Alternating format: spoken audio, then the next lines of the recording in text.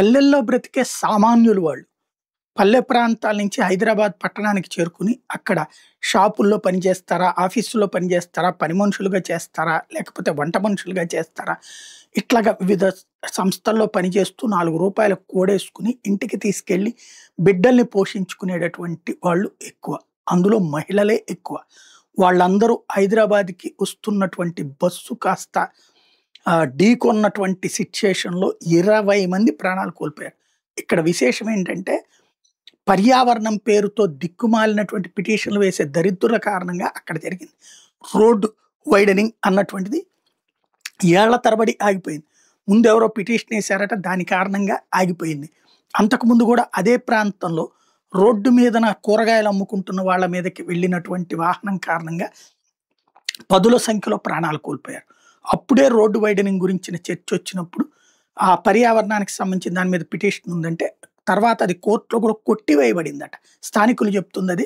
ఇవాళ బస్సు ప్రమాదం సందర్భంగా ఆగ్రహంతో రగిలిన వాళ్ళు చివరికి చేవెళ్ల ఎమ్మెల్యేని తరిమి తరిమి కొట్టినటువంటి సంఘటన చోటు చేసుకుంది. దాని వల్లనే అయ్యింది.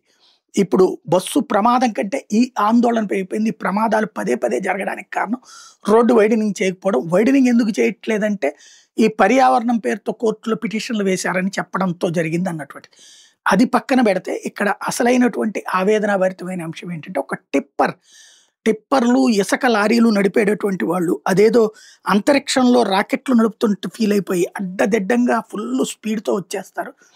అలా వచ్చినటువంటి టిప్పర్ బస్సుని ఢీకొట్టడంతో ఏ స్థాయి అంటే, ఆ బస్సులో డ్రైవర్ కూర్చునేటటువంటి ఆ పార్టు, అసే సహ డ్రైవర్ ఉన్నాడు. ఇద్దరు ఉన్నటువంటి ఆ పార్టు ముక్క చెక్కలైపోయింది. ముద్దగా మారిపోయింది. ఇద్దరూ అక్కడికక్కడే చనిపోయారు.